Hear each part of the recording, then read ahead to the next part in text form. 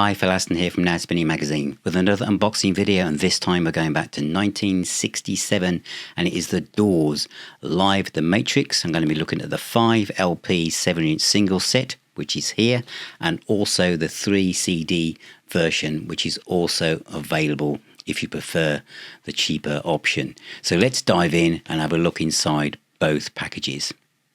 So this is the Doors Live at the Matrix 1967, the original masters. It's available in 2 versions. There's a 3 CD version which comes in a digipack, which opens up like so. The CDs are quite tightly packed, but I didn't find any problems with any issues with potentially scratching them. And there is also a booklet in the left hand panel which has some groovy psychedelic photography and the full notes behind the historical nature of the recordings, how they were done, how they were found, etc. And then all the track listings are also included as well, and the remastering information, the same as on the back as well. So, and there is also a vinyl set, and it says here in more blurb, which was on the front of the CD as well. Original recording straight from the first generation 7-inch reels, a 5-night engagement in March '67 at a small San Francisco nightclub called the Matrix. We were on the tip of great success and we didn't know it, says John Dennis Moore. Includes 2 never before heard recordings, All Blues and Bags Groove. So in here, in the box, we have the same notes as you find in the CD booklet, except they're in this double fold out sheet with all the text and again all the tracks. The albums themselves, there are 5 of them. They are all in poly-lined sleeves, and the pressings are beautiful, all poly-lined as I've said. And it's just, and they're all basically sides 1, 2, 3, 4, 5. And I've played all of these on CD and vinyl, and I'll talk about the sound in a few moments. All the way down to, it's weird having a record box that says side 10, but there you go. And as I said, I'll talk about the pressings, but you know, wonderful polyline sleeves, and then right at the bottom of the box is a 7-inch single.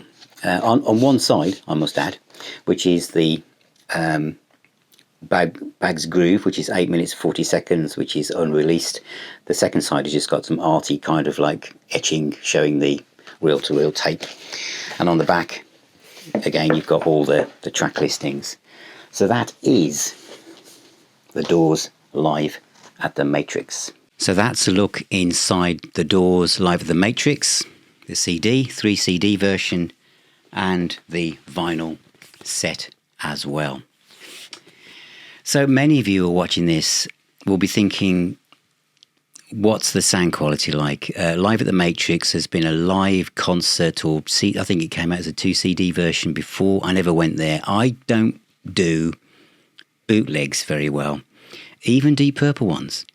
If it's below quality audio, I just can't get into it. I know there's some people that will listen to Led Zeppelin bootlegs and it's really rough, or audience recordings from whatever band, and I don't enjoy it.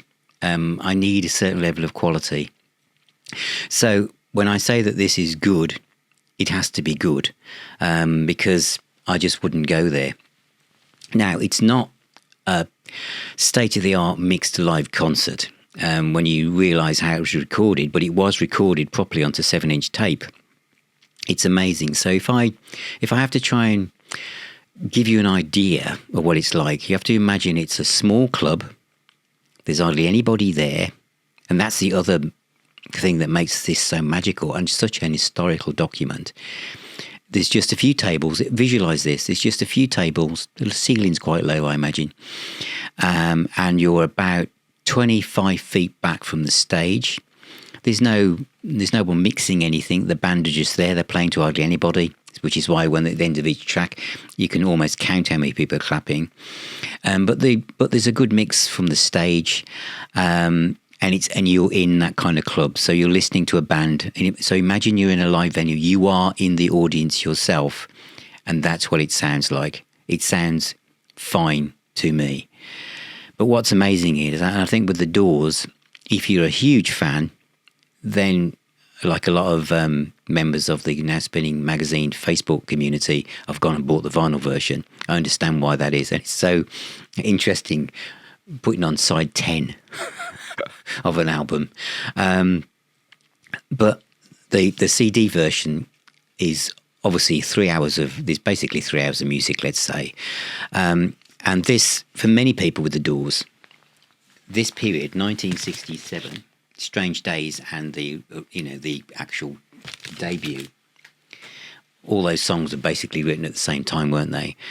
And so what you're getting here is the band trying out this material in front of a small audience with no pressures of people telling them what they've got to do or haven't got to do, and just trying things out in the moment before they actually broke through, literally, to the other side. So the band were on the cusp of changing the world. If you think about 1967 and that power of music at that point, the Doors were kind of like a darker feel to them.